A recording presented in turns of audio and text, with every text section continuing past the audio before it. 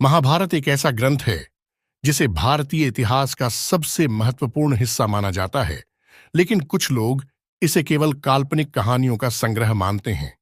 महर्षि वेदव्यास द्वारा रचित इस महाकाव्य में न केवल पांडवों और कौरवों की कथा वर्णित है, बल्कि इसमें उस समय के धर्म, युद्ध, राजनीति और सामाजिक जीवन का भी विस्तार से वर्णन किया गया है।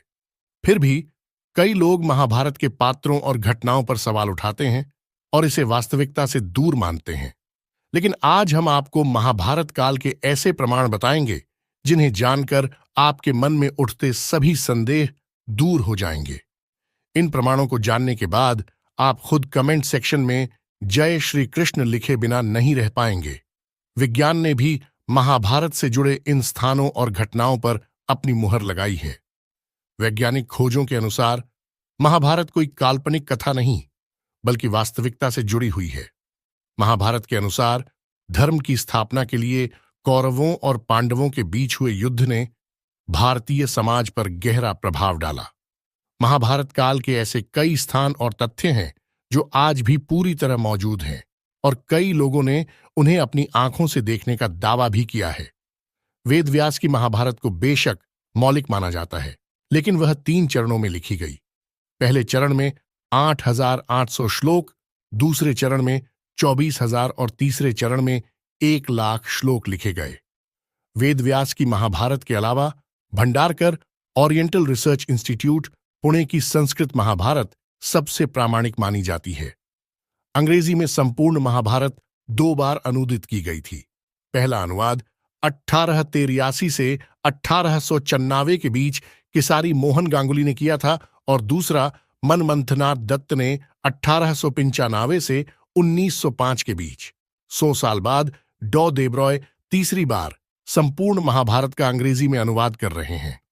महाभारत काल में एक से बढ़कर एक अद्भुत और विचित्र प्राणी हुआ करते थे, जिनके प्रमाण आज भी वैज्ञानिकों को मिल रहे हैं।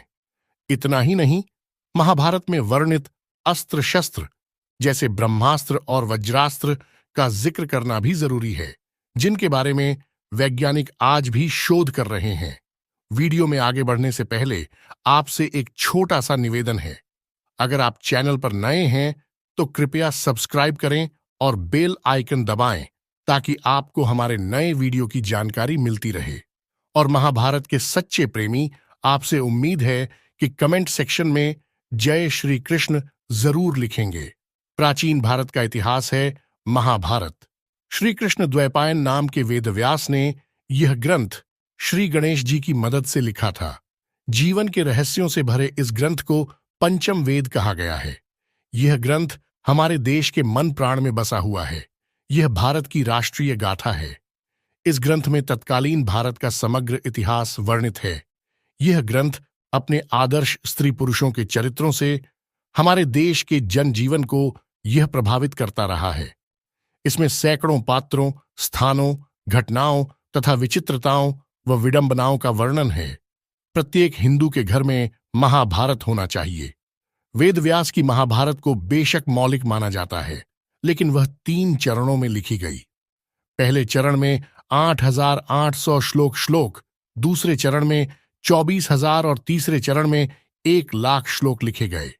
वेदव्यास की महाभारत के अलावा Bhandarkar oriental research institute, Pune की संस्कृत महाभारत सबसे प्रामाणिक मानी जाती है। अंग्रेजी में संपूर्ण महाभारत 2 बार अनुदित की गई थी। पहला अनुवाद 1883 से 1894 के बीच किसारी मोहन गांगुली ने किया था, और दूसरा मनमंथनाथ दत्त ने 1895 से 1905 के बीच। 100 साल बाद डॉ देब्रॉय तीसरी बार संपूर्ण महाभारत का अंग्रेजी में अनुवाद कर रहे हैं। ज्यादातर लोग ये जानते हैं कि महाभारत को वेदव्यास ने लिखा है, लेकिन यह अधूरा सच है। वेदव्यास कोई नाम नहीं, बल्कि एक उपाधि थी जो वेदों का ज्ञान रखने वाले लोगों को दी जाती थी। कृष्ण द्वैपायन से पहले 27 वेदव्यास हो चुके थे, जबकि वे खुद 28वें वेदव्यास थे। उनका नाम कृष्ण द्वैपायन इसलिए रखा गया क्योंकि उनका रंग सांवला कृष्ण था और वे एक द्वीप पर जन्मे थे। महाभारत में कई घटना, संबंध और ज्ञान विज्ञान के रहस्य छिपे हुए हैं। महाभारत का हर पात्र जीवंत है, चाहे वह कौरव, पांडव, कर्ण और कृष्ण हो या धृष्टद्युम्न, शल्य, शिखंडी और कृपाचार्य हो, महाभारत सिर्फ योद्धाओं की गाथाओं तक सीमित नहीं है। महाभारत से जुड़े शाप, वचन और आशीर्वाद में भी रहस्य छिपे हैं। आओ जानते हैं कि ऐसे कौन कौन से रहस्य महाभारत में छुपे हुए हैं। क्या आप जानते हैं महाभारत के योद्धा किसके पुत्र या अवतार थे? महाबली बलराम शेषनाग के अंश थे। 8 वसुओं में से एक द्यू नामक वसु ने ही भीष्म के रूप में जन्म लिया था। देवगुरु बृहस्पति ने ही द्रोणाचार्य के रूप में जन्म लिया था। गुरु द्रोणाचार्य के अश्वत्थामा को महादेव, यम, काल और क्रोध के सम्मिलित अंश से उत्पन्न किया गया था। देवताओं में सबसे प्रमुख सूर्य देव के पुत्र कर्ण थे। कर्ण सूर्य के अंशावतार थे। दुर्योधन कलयुग का तथा उसके 100 भाई पुलस्त्य वंश के राक्षस के अंश थे। अर्जुन के धर्मपिता पांडु थे, लेकिन असल में वे इंद्र कुंती के पुत्र थे। भीम को पवन पुत्र कहा जाता है। हनुमान जी भी पवन पुत्र ही थे। युधिष्ठिर धर्मराज कुंती के पुत्र थे। युधिष्ठिर के धर्मपिता पांडु थे और वे 5 पांडवों में से सबसे बड़े भाई थे। नकुल और सहदेव 33 देवताओं में से 2 अश्विनी कुमारों के अंश से उत्पन्न हुए थे। ये 2 अश्विनी कुमार थे, 1 नासत्य और 2 दस्त्र। रुद्र के एक गण ने कृपाचार्य के रूप में अवतार लिया। द्वापर युग के अंश से शकुनी का जन्म हुआ। अरिष्टा के पुत्र हंस नामक गंधर्व धृतराष्ट्र तथा उसका छोटा भाई पांडु के रूप में जन्मे। सूर्य के अंश धर्म ही विदुर के नाम से प्रसिद्ध हुए। कुंती और माद्री के रूप में सिद्धि और धृतिका का जन्म हुआ था। मति का जन्म राजा सुबल की पुत्री गांधारी के रूप में हुआ था। राजा भीष्मक की पुत्री रुक्मणी के रूप में लक्ष्मी जी व द्रौपदी के रूप में इंद्राणी उत्पन्न हुई थीं। अभिमन्यु चंद्रमा के पुत्र वर्चा का अंश था। मरुतगण के अंश से सात्यकी, द्रुपद, कृतवर्मा व विराट का जन्म हुआ था। अग्नि के अंश से धृष्टधुम्न व राक्षस के अंश से शिखंडी का जन्म हुआ था। विश्वदेवगण द्रौपदी के 5 पुत्र प्रतिविंध्य, सुतसोम, श्रुतकीर्ति, शतानीक और श्रुतसेव के रूप में पैदा हुए थे। दानवराज विप्रचित्ति, जरासंध व हिरण्यकशिपु शिशुपाल का अंश था। कालनेमी दैत्य ने ही कंस का रूप धारण किया था। इंद्र की आज्ञानुसार अप्सराओं के अंश से 16,000 स्त्रियां उत्पन्न हुई थीं। कहते हैं कि महाभारत युद्ध में 18 संख्या का बहुत महत्व है। महाभारत की पुस्तक में 18 अध्याय हैं। कृष्ण ने कुल 18 दिन तक अर्जुन को ज्ञान दिया। 18 दिन तक ही युद्ध चला। गीता में भी 18 अध्याय हैं। कौरवों और पांडवों की सेना भी कुल 18 अक्षौहिणी सेना थी, जिनमें कौरवों की 11 और पांडवों की 7 अक्षौहिणी सेना थी। इस युद्ध के प्रमुख सूत्रधार भी 18 थे। इस युद्ध में कुल 18 योद्धा ही जीवित बचे थे। सवाल यह उठता है कि सब कुछ 18 की संख्या में ही क्यों होता गया? क्या यह संयोग है या इसमें कोई रहस्य छिपा है? कुल 18 अध्याय हैं।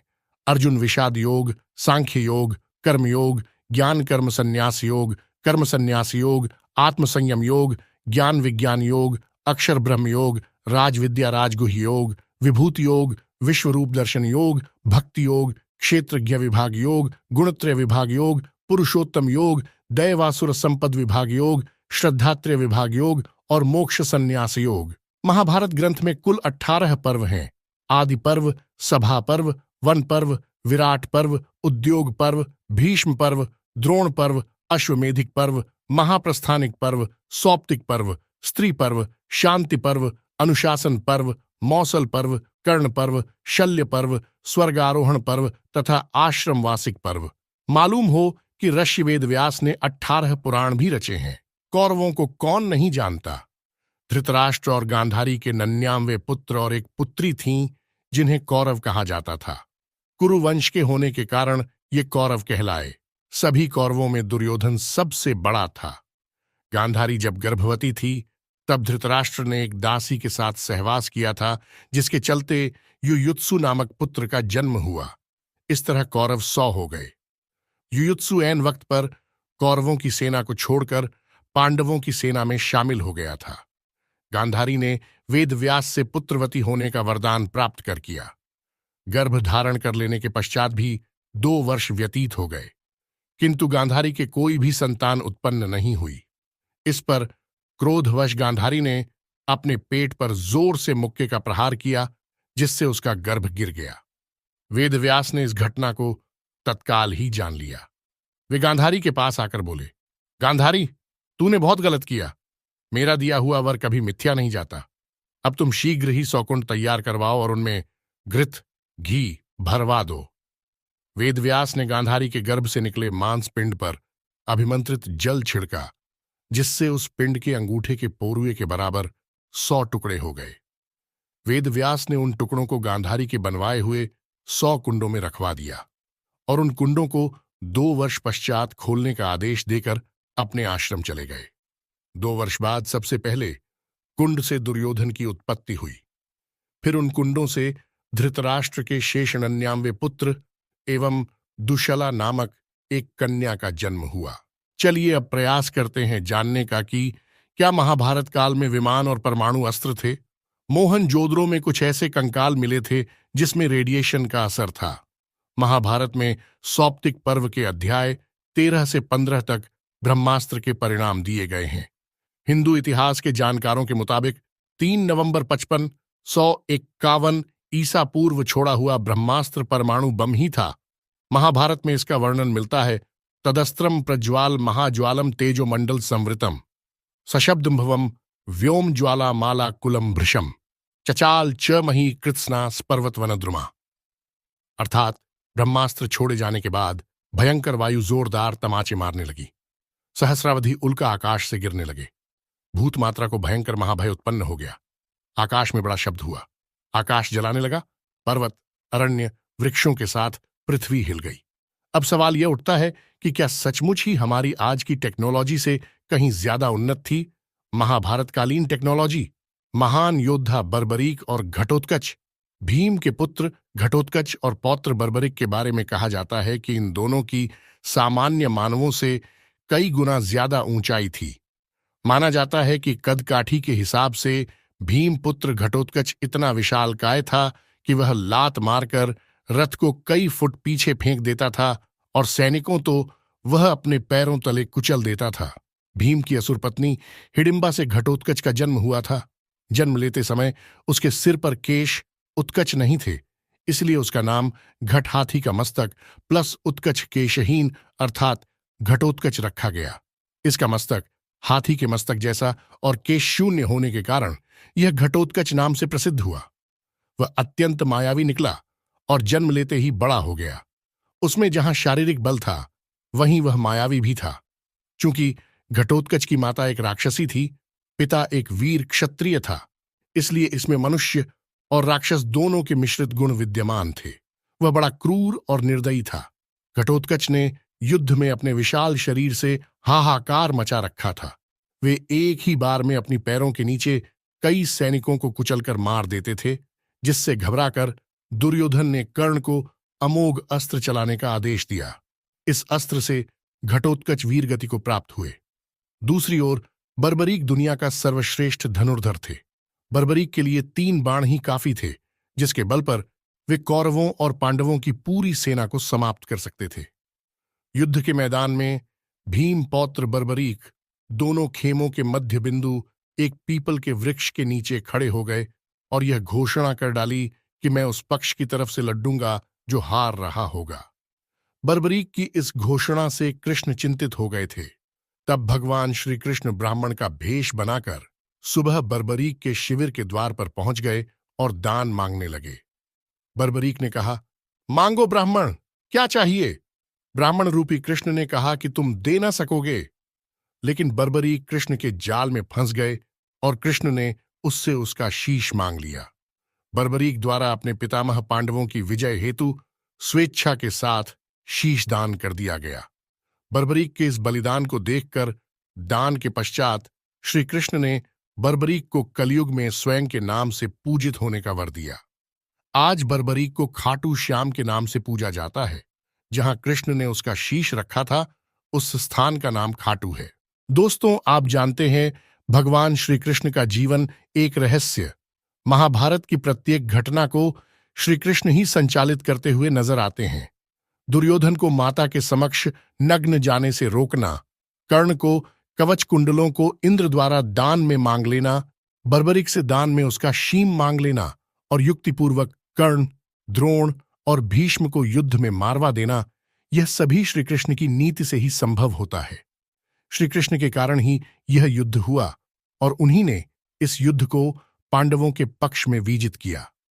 अब इस रहस्य की बात करते हैं जो है श्री कृष्ण और 8 का अंक के बारे में।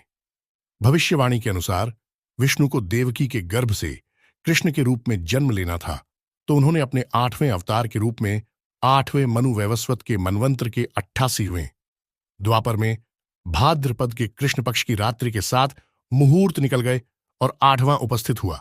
तभी आधी रात के समय सबसे शुभ लग्न उपस्थित हुआ। उस लग्न पर केवल शुभ ग्रहों की दृष्टि थी। रोहिणी नक्षत्र तथा अष्टमी तिथि के संयोग से जयंती नामक योग में लगभग 3112 ईसा पूर्व अर्थात आज से 5026 वर्ष पूर्व को हुआ। ज्योतिषियों के अनुसार रात 12 बजे उस वक्त शून्य काल था। श्री कृष्ण के 8 पत्नियां थीं। उनके जीवन में 8 नगरों का महत्व ज्यादा रहा। मथुरा, गोकुल, गोवर्धन, वृंदावन, अवंतिका, हस्तिनापुर, द्वारिका और प्रभास क्षेत्र। दोस्तों, महाभारत में एक से एक बढ़कर योद्धा थे जो शक्तिशाली होने के साथ ही विचित्र किस्म की सिद्धियों और चमत्कारों से भी संपन्न थे। श्री कृष्ण तो स्वयं भगवान विष्णु थे, लेकिन उनके समक्ष और सामने जो योद्धा लड़ रहे थे वे भी कम नहीं थे। सहदेव भविष्य में होने वाली हर घटना को पहले से ही जान लेते थे। वे जानते थे कि महाभारत होने वाली है और कौन किसको मारेगा और कौन विजयी होगा। लेकिन भगवान कृष्ण ने उसे शाप दिया था कि अगर वह इस बारे में लोगों को बताएगा तो उसकी मृत्यु हो जाएगी। बर्बरीक दुनिया का सर्वश्रेष्ठ धनुर्धर थे। बर्बरीक के लिए 3 बाण ही काफी थे, जिसके बल पर वे कौरवों और पांडवों की पूरी सेना को समाप्त कर सकते थे। युद्ध के मैदान में भीम पौत्र बर्बरीक दोनों खेमों के मध्य बिंदु एक पीपल के वृक्ष के नीचे खड़े हो गए और यह घोषणा कर डाली कि मैं उस पक्ष की तरफ से लड़ूंगा जो हार रहा होगा। लेकिन श्री कृष्ण से उसे भी ठिकाने लगा दिया। महाभारत युद्ध में संजय वेदादि विद्याओं का अध्ययन करके वे धृतराष्ट्र की राज्यसभा के सम्मानित मंत्री बन गए थे। आज के दृष्टिकोण से वे टेलीपैथिक विद्या में पारंगत थे। कहते हैं कि गीता का उपदेश 2 लोगों ने सुना, एक अर्जुन और दूसरा संजय। गुरु द्रोणाचार्य के पुत्र अश्वत्थामा हर विद्या में पारंगत थे। वे चाहते तो पहले दिन ही युद्ध का अंत कर सकते थे, लेकिन कृष्ण ने ऐसा कभी होने नहीं दिया। कृष्ण यह जानते थे कि पिता पुत्र की जोड़ी मिलकर ही युद्ध को समाप्त कर सकती है। कर्ण से यदि कवच कुंडल नहीं हथियाए होते, यदि कर्ण इंद्र द्वारा दिए गए अपने अमोघ अस्त्र का प्रयोग घटोत्कच पर न करते हुए अर्जुन पर करता, तो आज भारत का इतिहास और धर्म कुछ और होता। कुंती वायु के पुत्र थे भीम अर्थात पवन पुत्र भीम। भीम में 1000 हाथियों का बल था। युद्ध में भीम से ज्यादा शक्तिशाली उनका पुत्र घटोत्कच ही था। घटोत्कच का पुत्र बर्बरीक था। माना जाता है कि कद काठी के हिसाब से भीम पुत्र घटोत्कच इतना विशालकाय था कि वह लात मारकर रथ को कई फुट पीछे फेंक देता था और सैनिकों तो वह अपने पैरों तले कुचल देता था। भीम की असुर पत्नी हिडिंबा से घटोत्कच का जन्म हुआ था। शांतनु गंगा के पुत्र भीष्म का नाम देवव्रत था। उनको इच्छा मृत्यु का वरदान प्राप्त था। दुर्योधन का शरीर वज्र के समान कठोर था, जिसे किसी धनुष या अन्य किसी हथियार से छेदा नहीं जा सकता था, लेकिन उसकी जांघ श्री कृष्ण के छल के कारण प्राकृतिक ही रह गई थी। इस कारण भीम ने उसकी जांघ पर वार करके उसके शरीर के 2 फाड़ कर दिए थे। जरासंघ का शरीर 2 फाड़ करने के बाद पुनः जुड़ जाता था। तब श्री कृष्ण ने भीम को इशारों में समझाया कि 2 फाड़ करने के बाद दोनों फाड़ को एक दूसरे की विपरीत दिशा में फेंक दिया जाए। दोस्तों, आपको यह जानकर आश्चर्य होगा कि महाभारत में न तो कौरवों ने युद्ध लड़ा और न ही पांडवों ने। कौरव उसे कहते हैं जो कुरुवंश का हो। कुरुवंश के 2 योद्धा भीष्म। उसी तरह जब पांडु का कोई पुत्र था ही नहीं, तो कैसे 5 कुंती पुत्र को पांडव कहेंगे। कौरव महाभारत में हस्तिनापुर नरेश धृतराष्ट्र और गांधारी के पुत्र थे। ये संख्या में 100 थे तथा कुरु के वंशज थे। सभी कौरवों में दुर्योधन सबसे बड़ा था। लेकिन अब सवाल यह उठता है कि क्या सभी कौरव और पांडव कुरु के वंशज थे? यदि नहीं थे, तो फिर वे किसके वंशज थे? दूसरा सवाल, यदि धृतराष्ट्र के पुत्र कौरव नहीं थे, तो फिर कौरव कौन थे? पुराणों के अनुसार ब्रह्मा जी से अत्रि, अत्रि से चंद्रमा, चंद्रमा से बुध और बुध से इलानंदन पुरुरवा का जन्म हुआ। पुरुरवा से आयु, आयु से राजा नहुष और नहुष से ययाति उत्पन्न हुए। ययाति से पुरु हुए, पुरु के वंश में भरत और भरत के कुल में राजा कुरु हुए। कुरु के वंश में शांतनु का जन्म हुआ। कुरु से वंशजों को कौरव कहा जाता है। महाराजा शांतनु की पत्नी का नाम था गंगा। गंगा से उन्हें 8 पुत्र मिले, जिसमें से 7 को गंगा में बहा दिया गया और 8वें पुत्र को पाला पोसा। उनके 8वें पुत्र का नाम देवव्रत था। यह देवव्रत ही आगे चलकर भीष्म कहलाया। यह कुरुवंश की एक शाखा का अंतिम राजा था। बाद में राजा शांतनु का निषाद जाति की एक महिला सत्यवती से प्रेम हो गया।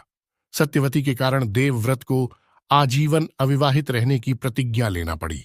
शांतनु को सत्यवती से 2 पुत्र मिले, चित्रांगद और विचित्रवीर्य। चित्रांगद युद्ध में मारा गया, जबकि विचित्रवीर्य का विवाह भीष्म ने काशीराज की पुत्री अंबिका और अंबालिका से कर दिया।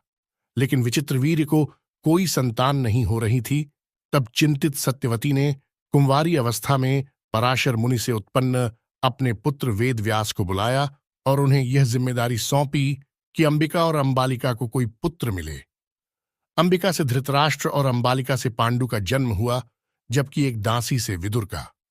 इस तरह देखा जाए तो पराशर मुनि का वंश चला। वेदव्यास जी ने महाभारत को लिखा था। वेदव्यास कौन थे? वेदव्यास सत्यवती के पुत्र थे और उनके पिता ऋषि पराशर थे। सत्यवती जब कुंवारी थी, तब वेदव्यास ने उनके गर्भ से जन्म लिया था। बाद में सत्यवती ने हस्तिनापुर महाराजा शांतनु से विवाह किया था। वेदव्यास का असली नाम कृष्णद्वैपायन था। पांडु की पत्नी कुंती के पुत्र युधिष्ठिर के जन्म का समाचार मिलने के बाद धृतराष्ट्र की पत्नी गांधारी के मन में भी पुत्रवती होने की इच्छा जागृत हुई। लेकिन धृतराष्ट्र के लाख प्रयासों के बावजूद कोई पुत्र जन्म नहीं ले पा रहा था। तब एक बार फिर से वेदव्यास को बुलाया गया और वेदव्यास की कृपा से गांधारी ने गर्भ धारण किया। गर्भ धारण के पश्चात 2 वर्ष व्यतीत हो जाने पर भी जब पुत्र का जन्म नहीं हुआ, तो क्रोधवश गांधारी ने अपने पेट में मुक्का मारकर अपना गर्भ गिरा दिया। योगबल से वेदव्यास को इस घटना को तत्काल जान लिया और उन्होंने गांधारी के पास आकर अपने क्रोध को प्रकट किया। फिर उन्होंने कहा कि तुरंत ही 100 कुंड तैयार कर उसमें घृत भरवा दो। गांधारी ने उनकी आज्ञानुसार 100 कुंड बनवा दिए। तब वेदव्यास ने गांधारी के गर्भ से निकले मांसपिंड पर अभिमंत्रित जल छिड़का, जिसके चलते उस पिंड के अंगूठे के पोर बराबर 100 टुकड़े हो गए। वेदव्यास ने उन टुकड़ों को गांधारी के बनवाए 100 कुंडों में रखवा दिया और उन कुंडों को 2 वर्ष पश्चात खोलने का आदेश दे अपने आश्रम चले गए। 2 वर्ष बाद सबसे पहले कुंड से दुर्योधन की उत्पत्ति हुई। दुर्योधन के जन्म के दिन ही कुंती के पुत्र भीम का भी जन्म हुआ। दुर्योधन जन्म लेते ही गधे की तरह रेंकने लगा। ज्योतिषियों से इसका लक्षण पूछे जाने पर उन लोगों ने धृतराष्ट्र को बताया, राजन, आपका यह पुत्र कुल का नाश करने वाला होगा। फिर उन कुंडों से क्रमश शेष 99वें पुत्र एवं दुश्शला नामक एक कन्या का जन्म हुआ। गांधारी गर्भ के समय धृतराष्ट्र की सेवा में असमर्थ हो गई थी, अतएव उनकी सेवा के लिए एक दासी रखी गई। धृतराष्ट्र के सहवास से उस दासी का भी युयुत्सु नामक एक पुत्र हुआ। युवा होने पर सभी राजकुमारों का विवाह यथायोग्य कन्याओं से कर दिया गया। दुश्शला का विवाह जयद्रथ के साथ हुआ। पांडव नहीं थे पांडुपुत्र। एक बार राजा पांडु अपनी दोनों पत्नियों कुंती तथा माद्री के साथ वन में आखेट के लिए निकले। वहां उन्हें एक मृग का मैथुन रथ जोड़ा दिखाई दिया। पांडु ने तत्काल उस मृग को एक बाण मार दिया। मरते हुए मृग ने पांडु को शाप दिया, राजन, तुम्हारे समान क्रूर पुरुष इस संसार में कोई भी नहीं होगा। तूने मुझे मैथुन के समय बाण मारा है, अतः जब कभी भी तू मैथुनरथ होगा, तेरी भी मृत्यु हो जाएगी। इस शाप से पांडु अत्यंत दुखी हुए और अपनी रानियों से बोले, अब मैं अपनी समस्त वासनाओं का त्याग करके इस वन में ही रहूंगा, तुम लोग हस्तिनापुर लौट जाओ। दोनों रानियों ने दुखी होकर कहा, हम आपके बिना एक क्षण भी जीवित नहीं रह सकती, आप हमें भी वन में अपने साथ रहने दीजिए। पांडु ने उनके अनुरोध को स्वीकार कर लिया। एक दिन पांडु अपनी पत्नी से बोले, हे कुंती, मेरा जन्म लेना ही व्यर्थ हो रहा है, क्योंकि संतानहीन व्यक्ति पितृऋण, ऋषि अरण, देव अरण तथा मनुष्य ऋण से मुक्ति नहीं पा सकता। क्या तुम पुत्र प्राप्ति के लिए मेरी सहायता कर सकती हो? कुंती बोली, हे आर्य, दुर्वासा ऋषि ने मुझे ऐसा मंत्र प्रदान किया है जिससे मैं किसी भी देवता का आह्वान करके मनोवांछित वस्तु प्राप्त कर सकती हूं। आप आज्ञा करें, मैं किस देवता को बुलाऊं? इस पर पांडु ने धर्म को आमंत्रित करने का आदेश दिया। धर्म ने कुंती को पुत्र प्रदान किया, जिसका नाम युधिष्ठिर रखा गया। कालांतर में पांडु ने कुंती को पुनः 2 बार वायुदेव तथा इंद्रदेव को आमंत्रित करने की आज्ञा दी। वायुदेव से भीम तथा इंद्र से अर्जुन की उत्पत्ति हुई। बाद में कुंती ने माद्री को उक्त मंत्र की दीक्षा दे दी। माद्री ने अश्विनी कुमारों को आमंत्रित किया और इस तरह नकुल तथा सहदेव का जन्म हुआ। एक दिन राजा पांडु माद्री के साथ वन में सरिता के तट पर भ्रमण कर रहे थे। सहसा वायु के झोंके से माद्री का वस्त्र उड़ गया। इससे पांडु का मन चंचल हो उठा और वे मैथुन में प्रवृत्त हुए ही थे कि शापवश उनकी मृत्यु हो गई। बाद में माद्री उनके साथ सती हो गई। ऐसे में सभी पुत्रों के पालन पोषण की जिम्मेदारी कुंती पर आ गई और इस तरह कुंती ने हस्तिनापुर लौटकर अपने पुत्रों के हक की लड़ाई लड़ी। इस तरह पांडवों की मां 2 थीं और 6 पिता थे। कुंती के 4 पुत्र कर्ण, युधिष्ठिर, अर्जुन और भीम थे, जबकि माद्री के पुत्र नकुल और सहदेव थे। दोस्तों, लाखों लोगों के मारे जाने के बाद लगभग 24,165 कौरव सैनिक लापता हो गए थे, जबकि महाभारत के युद्ध के पश्चात कौरवों की तरफ से 3 और पांडवों की तरफ से 15 यानी कुल 18 योद्धा ही जीवित बचे थे। माना जाता है कि महाभारत युद्ध में एकमात्र जीवित बचा कौरव युयुत्सु था। इस युद्ध के प्रमुख सूत्रधार 18 थे, जिनके नाम इस प्रकार हैं: धृतराष्ट्र, दुर्योधन, दुशासन, कर्ण, शकुनी, भीष्म, द्रोण, कृपाचार्य, अश्वत्थामा, कृतवर्मा, श्रीकृष्ण, युधिष्ठिर, भीम, अर्जुन, नकुल, सहदेव, द्रौपदी एवं विदुर। कुछ यादव युद्ध में और बाद में गांधारी के शाप के चलते आपसी युद्ध में मारे गए।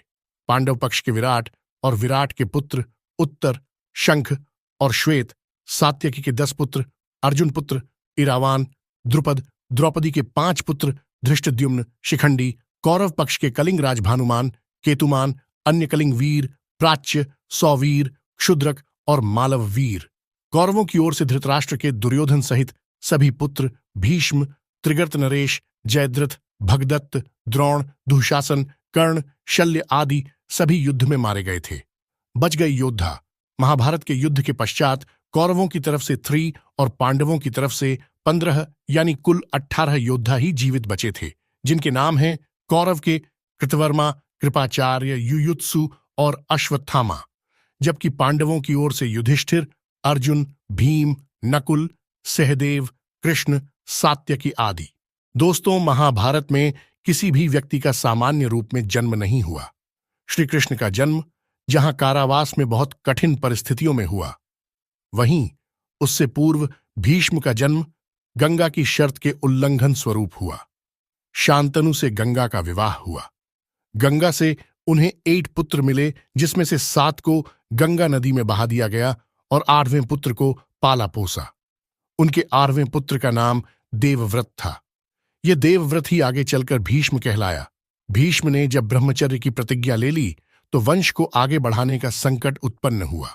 शांतनु की दूसरी पत्नी सत्यवती के 2 पुत्र हुए। इसमें से जीवित बचे विचित्रवीर्य की 2 पत्नियां अंबिका और अंबालिका ने निगोध द्वारा अंबिका से धृतराष्ट्र, अंबालिका से पांडु और दासी से विदुर का जन्म हुआ। इसी तरह धृतराष्ट्र और पांडु को जब कोई पुत्र उत्पन्न नहीं हुआ तो फिर से यही वेद व्यास काम आए।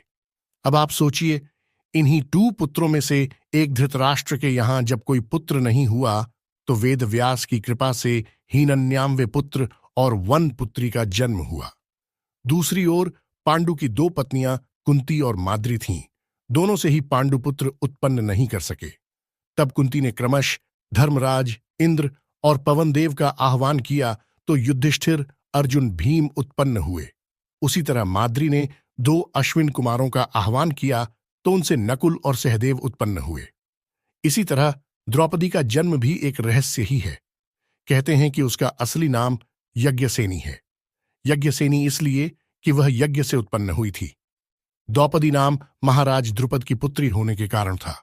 इसी तरह गौतम ऋषि के पुत्र शरद्वान और शरद्वान के पुत्र कृपाचार्य का जन्म भी एक रहस्य ही है।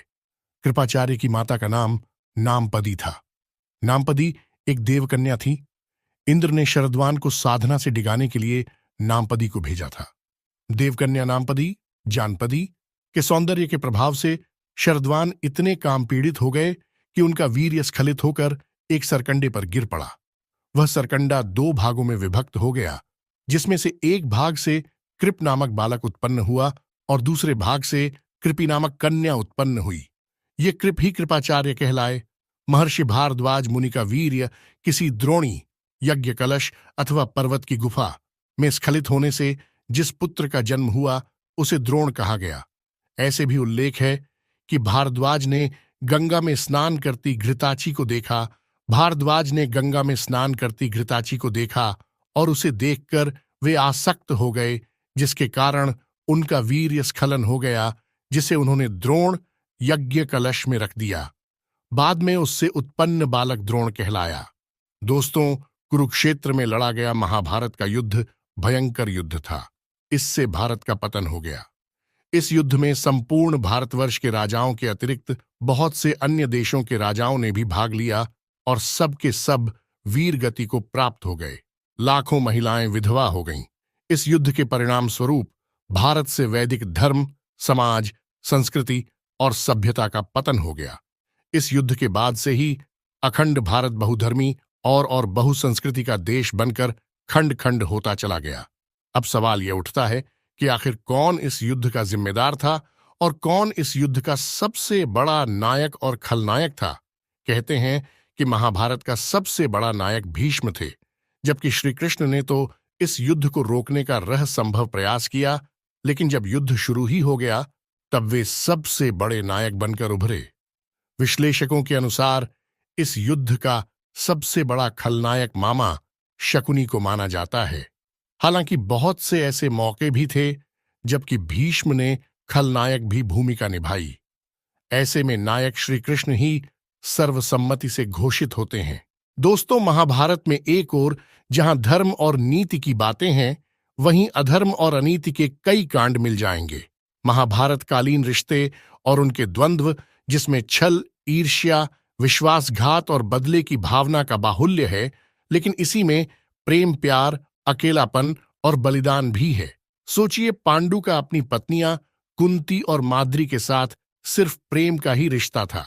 कुंती और माद्री के जो पुत्र थे वे तो पांडु के नहीं थे, फिर भी वे पांडु पुत्र कहलाते थे।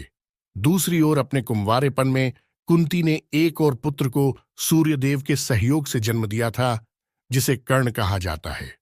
उसी तरह दूरी ओर धृतराष्ट्र के पुत्र उनके नहीं थे, वे तो ऋषि वेदव्यास के थे, तब भी वे कौरव कहलाए। ऐसे में जिस कौरवों के साम्राज्य के लिए यह युद्ध हुआ वह कौरव और पांडवों के बीच नहीं लड़ा गया। यदि ये सभी कौरव या पांडुपुत्र नहीं थे तो क्या इन्हें फिर भी हस्तिनापुर की गद्दी पर अधिकार था? कहते हैं कि गांधारी ने धृतराष्ट्र से मजबूरीवश विवाह किया था। इसका कारण भीष्म थे। द्रौपदी का अपने 5 पतियों से कैसा रिश्ता था? एक स्त्री 5 पुरुषों से कैसे विवाह कर सकती है, जबकि एक पुरुष 5 स्त्रियों से विवाह कर सकता था? प्राचीन काल से ही स्त्रियों का ऐसा करना वर्जित माना गया है। महाभारत में द्रौपदी ही एकमात्र ऐसी स्त्री थीं जिसने 5 पुरुषों को अपना पति बनाया था। 5 पांडवों द्वारा इनसे जन्मे 5 पुत्र क्रमशः प्रतिविंध्य, सुतसोम, श्रुतकीर्ति, शतानीक व श्रुतकर्मा उप पांडव नाम से विख्यात थे। महाभारत में भगवान श्री कृष्ण के सखा थे अर्जुन, लेकिन अर्जुन ने जब श्री कृष्ण की बहन से विवाह किया तो वे उनके जीजा भी बन गए थे। लेकिन भगवान श्री कृष्ण का अर्जुन से ही नहीं बल्कि दुर्योधन से भी करीबी रिश्ता था। कृष्ण की 8 पत्नियां थीं, जिसमें से एक का नाम जामवंती था, जो रामायण काल के जामवंत जी की पुत्री थी। इसी जामवंती से श्री कृष्ण को एक पुत्र मिला जिसका नाम सांब था। इस सांब ने दुर्योधन की पुत्री लक्ष्मणा से विवाह किया था। इस तरह दुर्योधन और श्री कृष्ण दोनों एक दूसरे के समधी थे। इस तरह हम देखते हैं कि महाभारत में और भी ऐसे रिश्ते हैं जो आपस में उलझे और गुथे हुए हैं, फिर भी सभी एक दूसरे के खिलाफ युद्ध के मैदान में इकट्ठे हो जाते हैं। दोस्तों, महाभारत का युद्ध कुरुक्षेत्र में ही क्यों लड़ा गया? भगवान श्री कृष्ण को डर था कि भाई भाइयों के, गुरु शिष्यों के व संबंधी कुटुंबियों के इस युद्ध में एक दूसरे को मरते देखकर कहीं ये संधि न कर बैठें। इसलिए ऐसी भूमि युद्ध के लिए चुनने का फैसला लिया गया जहां क्रोध और द्वेष के संस्कार पर्याप्त मात्रा में हों। तब श्री कृष्ण ने कई दूत अनेकों दिशाओं में भेजे और उन्हें वहां की घटनाओं का जायजा लेने को कहा। एक दूत ने सुनाया कि कुरुक्षेत्र में बड़े भाई ने छोटे भाई को खेत की मेंढ टूटने पर बहते हुए वर्षा के पानी को रोकने के लिए कहा। उसने साफ इनकार कर दिया।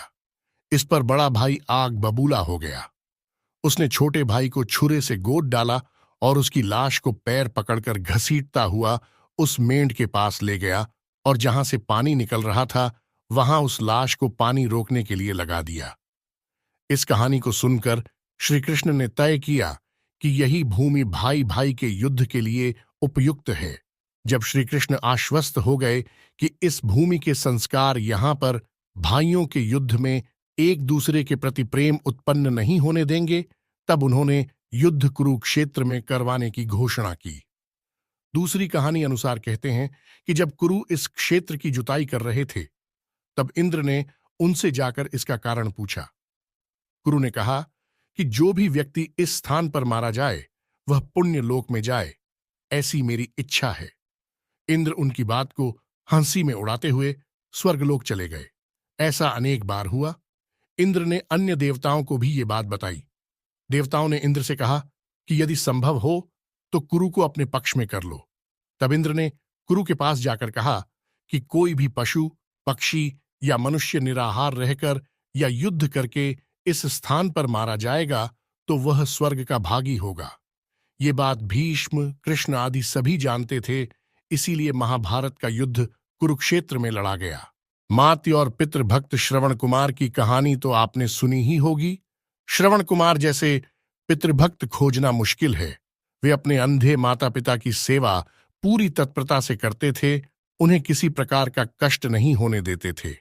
एक बार माता पिता ने तीर्थ यात्रा की इच्छा की और वे उन्हें कांवर में बिठाकर तीर्थ यात्रा को चल दिए। बहुत से तीर्थ करा लेने पर एक दिन अचानक उसके मन में यह भाव आया कि पिता माता को पैदल क्यों न चलाया जाए। उन्होंने कांवर जमीन पर रख दी और उन्हें पैदल चलने को कहा। अंधे माता और पिता पैदल चलने तो लगे, पर उन्होंने साथ ही यह भी कहा, बेटा, इस भूमि को जितनी जल्दी हो सके पार कर लेना चाहिए। वे तेजी से चलने लगे। जब वह भूमि निकल गई तो श्रवण कुमार को माता पिता के साथ इस तरह का व्यवहार करने पर बड़ा पश्चाताप हुआ और उसने पैरों में गिरकर क्षमा मांगी तथा फिर से दोनों को कांवर में बिठा लिया। उनके अंधे पिता ने कहा, पुत्र, इसमें तुम्हारा दोष नहीं। उस भूमि पर किसी समय मय नामक एक असुर रहता था। उसने जन्मते ही अपने ही पिता माता को मार डाला था।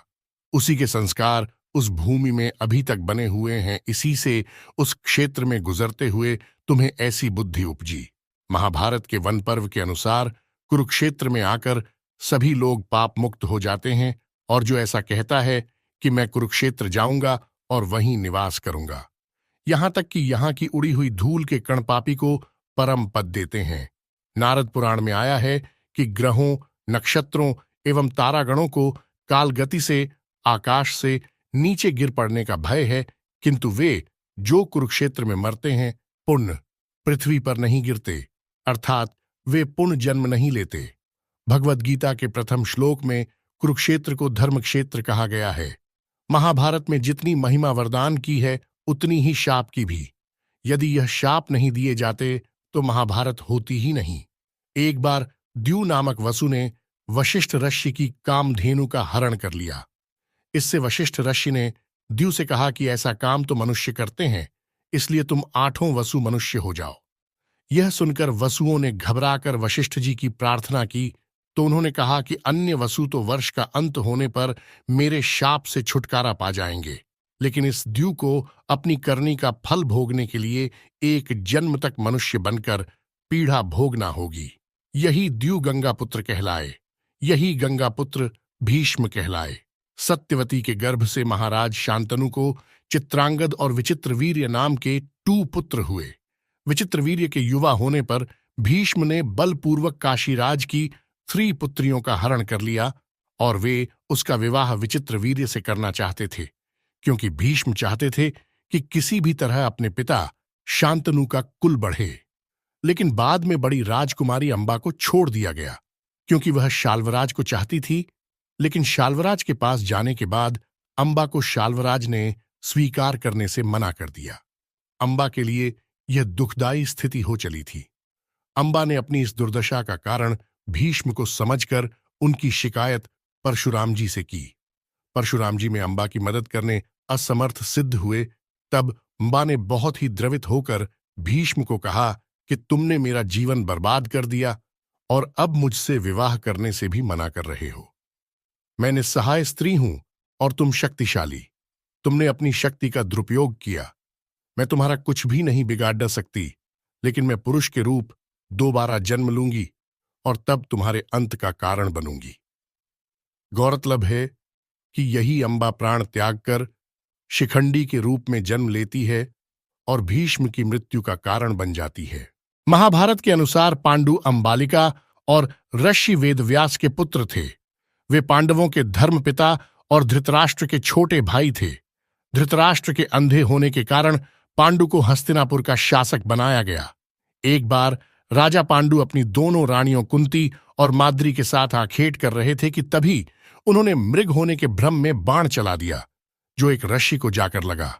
उस समय वह ऋषि अपनी पत्नी के साथ सहवास कर रहे थे और उसी अवस्था में उन्हें बाण लग गया।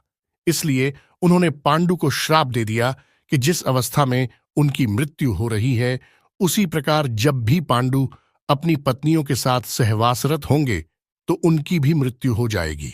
यही कारण था कि पांडु अपनी दोनों पत्नियों के साथ सहवास नहीं कर सके और उनका कोई पुत्र नहीं हो सकता। परशुराम से ब्रह्मास्त्र सीखने के लिए कर्ण ने एक ब्राह्मण पुत्र का वेश धारण कर उनका शिष्यत्व ग्रहण किया। लेकिन जब परशुराम को यह पता चला कि कर्ण में उनसे झूठ बोला है, तो उन्होंने कर्ण को शाप दे दिया कि तुमने मुझसे जो भी विद्या सीखी है वह झूठ बोलकर सीखी है, इसलिए जब भी तुम्हें इस विद्या की सबसे ज्यादा आवश्यकता होगी तभी तुम इसे भूल जाओगे, कोई भी दिव्यास्त्र का उपयोग नहीं कर पाओगे। अर्जुन सशरीर इंद्र सभा में गया तो उसके स्वागत में उर्वशी, रंभा आदि अप्सराओं ने नृत्य किए। अर्जुन के रूप सौंदर्य पर मोहित हो उर्वशी उसके निवास स्थान पर गई और प्रणय निवेदन किया। साथ ही इसमें कोई दोष नहीं लगता, इसके पक्ष में अनेक दलीलें भी दीं, किंतु अर्जुन ने अपने दृढ़ इंद्रिय संयम का परिचय देते हुए इस निवेदन को नकार दिया।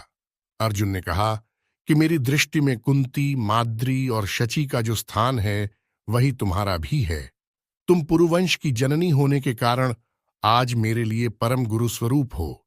उर्वशी अपने कामुक प्रदर्शन और तर्क देकर अपनी काम वासना तृप्त करने में असफल रही तो क्रोधित होकर उसने अर्जुन को 1 वर्ष तक नपुंसक होने का शाप दे दिया। इस शाप के चलते अज्ञातवास के समय अर्जुन ने विराट के महल में नर्तक वेश में रहकर विराट की राजकुमारी को संगीत और नृत्य विद्या सिखाई थी। तत्पश्चात वे शाप मुक्त हो गए थे। गांधारी अपने 100 पुत्रों की मृत्यु के शोक में अत्यंत व्याकुल थीं। भगवान श्री कृष्ण को देखते ही गांधारी ने क्रोधित होकर उन्हें शाप दिया कि तुम्हारे कारण जिस प्रकार से मेरे 100 पुत्रों का नाश हुआ है, उसी प्रकार तुम्हारे वंश का भी आपस में एक दूसरे को मारने के कारण नाश हो जाएगा। भगवान श्री कृष्ण ने गांधारी से कहा, देवी, मैं आपके दुख को समझ सकता हूं। यदि मेरे वंश के नाश से तुम्हें आत्मशांति मिलती है तो ऐसा ही होगा। महाभारत के युद्ध में अश्वत्थामा ने ब्रह्मास्त्र छोड़ दिया था, जिसके चलते लाखों लोग मारे गए थे। अश्वत्थामा के इस कृत्य से कृष्ण क्रोधित हो गए थे और उन्होंने अश्वत्थामा को शाप दिया था कि तू इतने वधों का पाप ढोता हुआ 3000 वर्ष तक निर्जन स्थानों में भटकेगा। तेरे शरीर से सदैव रक्त की दुर्गंध निसृत होती रहेगी। तू अनेक रोगों से पीड़ित रहेगा।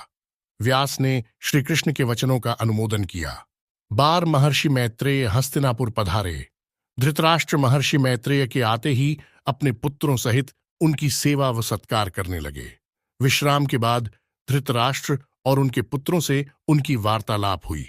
उन्होंने इसी बीच दुर्योधन से कहा, तुम जानते हो पांडव कितने वीर और शक्तिशाली हैं। तुम्हें उनकी शक्ति का अंदाजा नहीं है। शायद इसलिए तुम ऐसी बात कर रहे हो, इसलिए तुम्हें उनके साथ मेल कर लेना चाहिए। मेरी बात मान लो। गुस्से में ऐसा अनर्थ मत करो। महर्षि मैत्रेय की बात सुनकर दुर्योधन को क्रोध आ गया और वह व्यंग्यपूर्ण मुस्कुराते हैं पैर से जमीन कुरेदने लगा। और हद तो तब हो गई जब उसने अपनी जांघ पर हाथ से ताल ठोंक दी। दुर्योधन की यह उद्दंडता देखकर महर्षि को क्रोध आया। तब उन्होंने दुर्योधन को शाप दिया, तू मेरा तिरस्कार करता है, मेरी बात शांतिपूर्वक सुन नहीं सकता। जा उद्दंडी, जिस जंघा पर तू ताल ठोंक रहा है उस जंघा को भीम अपनी गदा से तोड़ देगा। जब घटोत्कच पहली बार अपने पिता भीम के राज्य में आया तो अपनी मां हिडिंबा की आज्ञा के अनुसार उसने द्रौपदी को कोई सम्मान नहीं दिया। द्रौपदी को अपमान महसूस हुआ और उसे बहुत गुस्सा आया और शाप दे दिया कि जा दुष्ट, तेरा जीवन बहुत छोटा होगा तथा तू बिना किसी लड़ाई के मारा जाएगा। दोस्तों, महाभारत में कुछ ऐसे स्थान हैं जहां महत्वपूर्ण घटनाएं घटी थीं। जैसे महाभारत का युद्ध कुरुक्षेत्र में हुआ था। यहीं पर भगवान श्री कृष्ण ने गीता का ज्ञान दिया था। यह स्थान हरियाणा में स्थित है। लाक्षागृह बरनावा या वारणावत नामक स्थान मेरठ जिले में स्थित है। यहां पर पांडवों की मारने के लिए लाख का घर बनाया गया था। लाक्षागृह से निकलने पर भटकते हुए पांडव वर्तमान नागालैंड में पहुंच गए थे। जिस स्थान पर भीम नहीं उठा पाए थे, हनुमान जी की पूंछ, वह स्थान गंधमादन पर्वत पर स्थित है। सुमेरु पर्वत की चारों दिशाओं में स्थित गजदंत पर्वतों में से एक को उस काल में गंधमादन पर्वत कहा जाता था। हिमालय के कैलाश पर्वत के उत्तर में दक्षिण में केदार पर्वत है। स्थित गंधमादन पर्वत कुबेर के राज्य क्षेत्र में था। बर्बरीक का सिर काटकर जहां रखा था उस स्थान को वर्तमान में खाटू श्याम के नाम से जाना जाता है। राजस्थान के शेखावाटी के सीकर जिले में स्थित है परमधाम खाटू। खाटू का श्याम मंदिर बहुत ही प्राचीन है। उत्तर प्रदेश में स्थित मथुरा नगरी भगवान श्री कृष्ण की जन्मस्थली होने के कारण यह महाभारत की घटनाओं का प्रमुख केंद्र रहा है।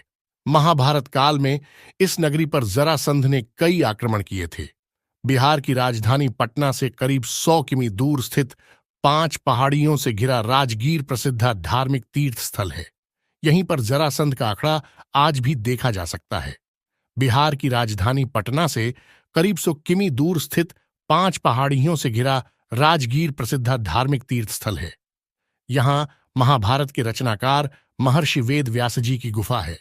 इसके समीप ही गणेश गुफा है। मान्यता है कि इसी गुफा में व्यास जी ने महाभारत को मौखिक रूप दिया था और गणेश जी ने उसे लिखा था। कहते हैं कौरवों से अपना राज्य हारने के बाद भगवान श्री कृष्ण के कहने पर अर्जुन मनाली के पिरणी में तप करने चले गए थे। उस स्थान को अर्जुन गुफा के नाम से जाना जाता है। इसी स्थान पर भगवान शिव ने अर्जुन को पशुपता शस्त्र दिया था। दिल्ली को उस काल में इंद्रप्रस्थ कहा जाता था और मेरठ को हस्तिनापुर। दिल्ली में पुराना किला इस बात का सबूत है। खुदाई में मिले अवशेषों के आधार पर पुरातत्वविदों का एक बड़ा वर्ग यह मानता है कि पांडवों की राजधानी इसी स्थल पर रही होगी। पुराना किला दिल्ली में यमुना नदी के पास स्थित है, जिसे पांडवों ने बनवाया था। बाद में इसका पुनरुद्धार होता रहा। महाभारत के अनुसार यह पांडवों की राजधानी थी। दूसरी ओर कुरुदेश की राजधानी गंगा के किनारे हस्तिनापुर में स्थित थी। कहते हैं कि महाभारत युद्ध के पश्चात द्वारिका पर अनजान शक्तियों ने हमला किया था, जिसके चलते वह नष्ट हो गई थी और कालांतर में यह समुद्र में डूब गई थी। द्वारिका उस काल में महाभारत काल का प्रमुख केंद्र हुआ करता था, जो कई प्राचीन और ऐतिहासिक घटनाओं का केंद्र था। गुजरात के पश्चिमी तट पर समुद्र में डूबे 7,000 से 3,500 वर्ष पुराने शहर खोजे गए हैं, जिनको महाभारत में वर्णित द्वारका के संदर्भों से जोड़ा गया है। हालांकि द्वारिका पर पहले प्राचीन शहर कुशस्थली था। ययाति ने यह संपूर्ण क्षेत्र अपने पुत्र यदु को सौंपा था। इसीलिए श्री कृष्ण अपने 18 कुल के बंधु बांधवों के लेकर द्वारिका में बस गए थे। दोस्तों, महाभारत युद्ध से पूर्व पांडवों ने अपनी सेना का पड़ाव कुरुक्षेत्र के पश्चिमी क्षेत्र में सरस्वती नदी के दक्षिणी तट पर बसे समंत्र पंचक तीर्थ के पास हिरण्यवती नदी, सरस्वती नदी की सहायक नदी के तट पर डाला। कौरवों ने कुरुक्षेत्र के पूर्वी भाग में वहां से कुछ योजन की दूरी पर एक समतल मैदान में अपना पड़ाव डाला। दोनों ओर के शिविरों में सैनिकों के भोजन और घायलों के इलाज की उत्तम व्यवस्था थी। हाथी, घोड़े और रथों की अलग व्यवस्था थी। हजारों शिविरों में से प्रत्येक शिविर में प्रचुर मात्रा में खाद्य सामग्री, अस्त्र शस्त्र, यंत्र और कई वैद्य और शिल्पी वेतन देकर रखे गए। दोनों सेनाओं के बीच में युद्ध के लिए 5 योजन, 1 योजन मतलब 8 किमी की परिधि, विष्णु पुराण के अनुसार 4 कोस या कोश मतलब 1 योजन मतलब 13 किमी से 16 किमी मतलब 40 किमी का घेरा छोड़ दिया गया था। दोस्तों, कौरवों की ओर थे ये सहयोगी जनपद: गांधार, मद्र, सिंध, काम्बोज, कलिंग, सिंहल, दरद, अभिशह, मागध, पिशाच, कोसल, प्रतीच्य, बाहलिक, उदीच्य, अंश, पल्लव, सौराष्ट्र, अवंती, निषाद, शूरसेन, शिबि, वसति, पौरव, तुषार, चूचुपदेश, अशवक, पांडय, पुलिंद, पारद, क्षुद्रक, प्राग्ज्योतिषपुर, मेकल, कुरुविंद, त्रिपुरा, शल, अंबष्ट, कैतव, यवन, त्रिगर्त, सौविर और प्राच्य। दोस्तों, कौरवों की ओर से ये योद्धा लड़े थे: भीष्म, द्रोणाचार्य, कृपाचार्य, कर्ण, अश्वत्थामा, मद्रणरेश, शल्य, भूरिश्रवा, अलम्बुश, कृतवर्मा, कलिंगराज, श्रुतायुद्ध, शकुनि, भगदत्त, जयद्रथ, विंद अनुविंद, काम्बोजराज, सुदक्षिण, बृहद्वल, दुर्योधन व उसके 99 भाई सहित अन्य हजारों योद्धा। दोस्तों, पांडवों की ओर थे ये जनपद: पांचाल, चेदी, काशी, करुष, मत्स्य, केकय, सृंजय, दक्षार्ण, सोमक, कुंती, आनप्त, दाशेरक, प्रभद्रक, अनुपक, किरात, पच्चर, तित्तिर, चोल, पांड्य, अग्निवेश्य, हुंड, दानभारी, शबर, उद्भस, वत्स, पौंड्र, पिशाच, पुंड्र, कुंडीविश, मारुत, धेनुक, तगंड और परतगंड। दोस्तों, पांडवों की ओर से लड़े थे ये योद्धा भीम, नकुल, सहदेव, अर्जुन, युधिष्ठिर, द्रौपदी के 5 पुत्र सात्यकी, उत्तमौजा, विराट, द्रुपद, धृष्टद्युम्न, अभिमन्यु, पांड्यराज, घटोत्कच, शिखंडी, युयुत्सु, कुंतीभोज, उत्तमौजा, शैब्य और अनुपराज नील। दोस्तों, ये है तटस्थ जनपद विदर्भ, शाल्व, चीन, लौहित्य, शोणित, नेपा, कोंकण, कर्नाटक, केरल, आंध्र, द्रविड़ आदि ने इस युद्ध में भाग नहीं लिया। पितामह भीष्म की सलाह पर दोनों दलों ने एकत्र होकर युद्ध के कुछ नियम बनाए। उनके बनाए हुए नियम ये हैं: प्रतिदिन युद्ध सूर्योदय से लेकर सूर्यास्त तक ही रहेगा। सूर्यास्त के बाद युद्ध नहीं होगा। युद्ध समाप्ति के पश्चात छल कपट छोड़कर सभी लोग प्रेम का व्यवहार करेंगे। रथी रथी से, हाथी वाला हाथी वाले से और पैदल पैदल से ही युद्ध करेगा। एक वीर के साथ एक ही वीर युद्ध करेगा। भय से भागते हुए या शरण में आए हुए लोगों पर अस्त्र शस्त्र का प्रहार नहीं किया जाएगा। जो वीर निहत्था हो जाएगा उस पर कोई अस्त्र नहीं उठाया जाएगा। युद्ध में सेवक का काम करने वालों पर कोई अस्त्र नहीं उठाएगा। दोस्तों, ऐसी मान्यता और किंवदंती है कि महाभारत युद्ध में मारे गए सभी शूरवीर, जैसे कि भीष्म, द्रोणाचार्य, दुर्योधन, अभिमन्यु, द्रौपदी के पुत्र, कर्ण, शिखंडी आदि एक रात के लिए पुनर्जीवित हुए थे। यह घटना महाभारत युद्ध खत्म होने के 15 साल बाद घटित हुई थी। यह उस समय की बात है जब धृतराष्ट्र, कुंती, विदुर, गांधारी और संजय वन में रहते थे। एक दिन वन में उनसे मिलने युधिष्ठिर पधारे, तभी यह घटना घटी। विदुर जी के प्राण त्यागने के बाद धृतराष्ट्र के आश्रम में महर्षि वेदव्यास आए। जब उन्हें पता चला कि विदुर जी ने शरीर त्याग दिया, तब उन्होंने बताया कि विदुर धर्मराज के अवतार थे और युधिष्ठिर भी धर्मराज का ही अंश हैं। इसलिए विदुर जी के प्राण युधिष्ठिर के शरीर में समा गए। महर्षि वेदव्यास ने धृतराष्ट्र, गांधारी और कुंती से कहा कि आज मैं तुम्हें अपनी तपस्या का प्रभाव दिखाऊंगा। तुम्हारी जो इच्छा हो वह मांग लो। तब धृतराष्ट्र और गांधारी ने युद्ध में मृत अपने पुत्रों तथा कुंती ने कर्ण को देखने की इच्छा प्रकट की। द्रौपदी आदि ने कहा कि वे भी अपने परिजनों को देखना चाहते हैं। महर्षि वेदव्यास ने कहा कि ऐसा ही होगा। युद्ध में मारे गए जितने भी वीर हैं उन्हें आज रात तुम सभी देख पाओगे। ऐसा कहकर महर्षि वेदव्यास ने सभी को गंगा तट पर चलने के लिए कहा। महर्षि वेदव्यास के कहने पर सभी गंगा तट पर एकत्रित हो गए और रात होने का इंतजार करने लगे। रात होने पर महर्षि वेदव्यास ने गंगा नदी में प्रवेश किया और पांडव व कौरव पक्ष के सभी मृत योद्धाओं का आवाहन किया। थोड़ी ही देर में भीष्म, द्रोणाचार्य, कर्ण, दुर्योधन, दुशासन, अभिमन्यु, धृतराष्ट्र के सभी पुत्र, घटोत्कच, द्रौपदी के 5 पुत्र, राजा द्रुपद, धृष्टद्युम्न, शकुनी, शिखंडी आदि वीर जल से बाहर निकल आए। उन सभी के मन में किसी भी प्रकार का अहंकार व क्रोध नहीं था। महर्षि वेदव्यास ने धृतराष्ट्र व गांधारी को दिव्य नेत्र प्रदान किए। अपने मृत परिजनों को देख सभी के मन में हर्ष छा गया। सारी रात अपने मृत परिजनों के साथ बिताकर सभी के मन में संतोष हुआ।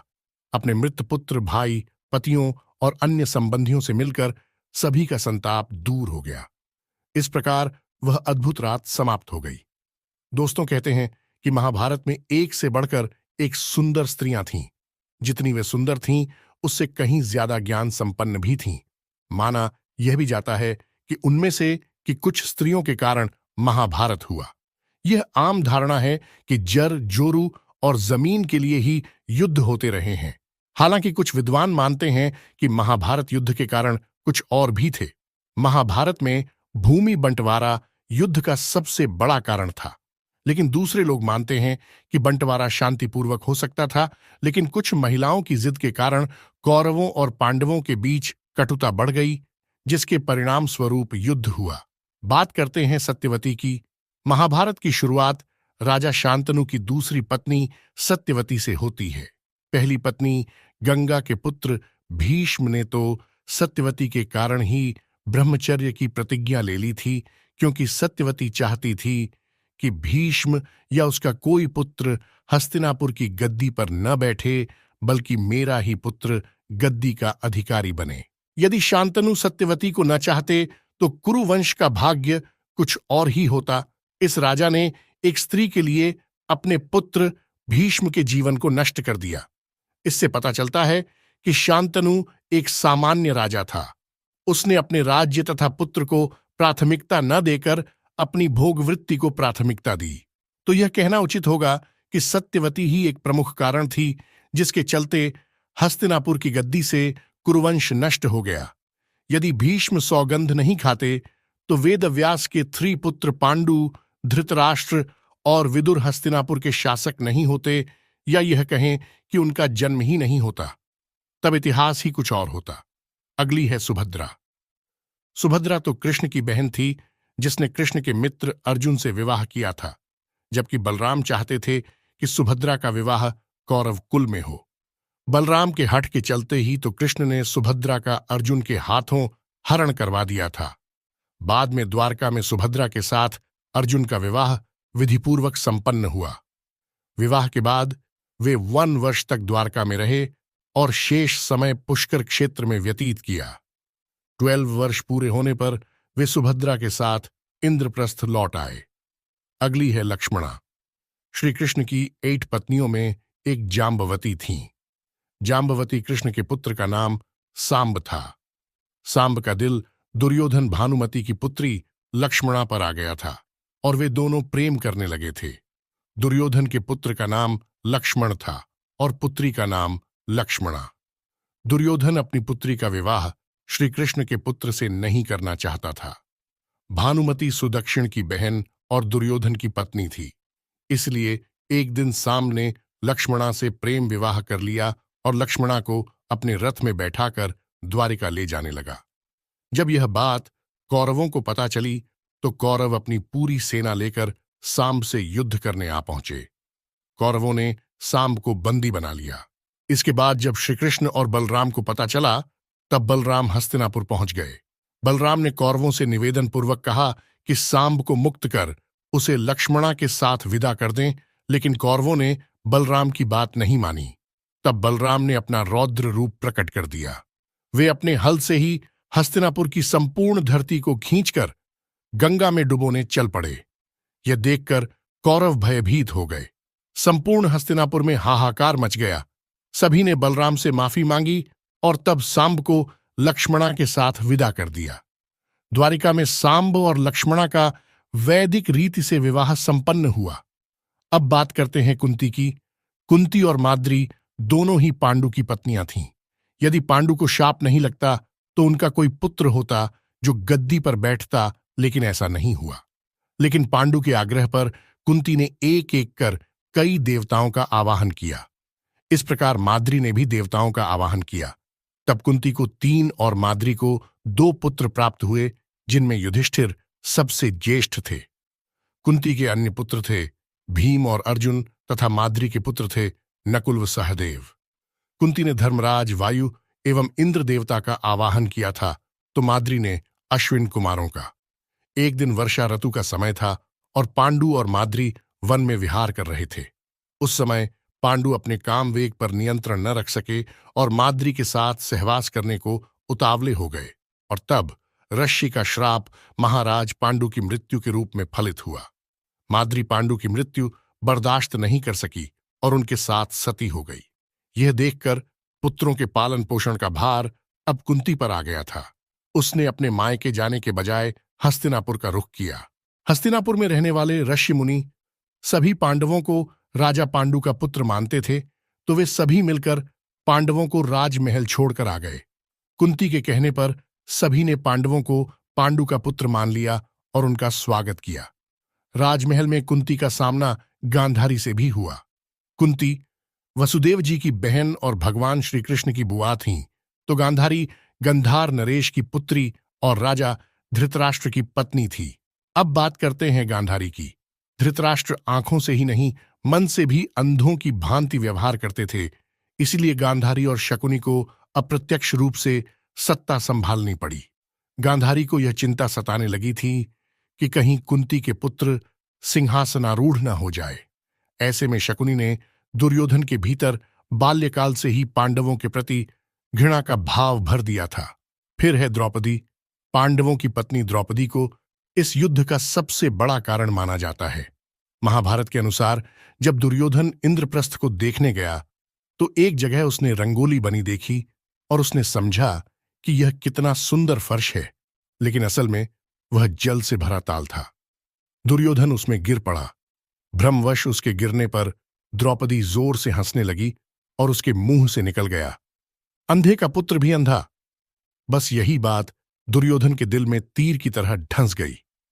हालांकि बाद में द्रौपदी को अपनी गलती का एहसास भी हुआ था, लेकिन व्यंग्य में कहे गए शब्द का जो असर होना चाहिए था वह हो चुका था।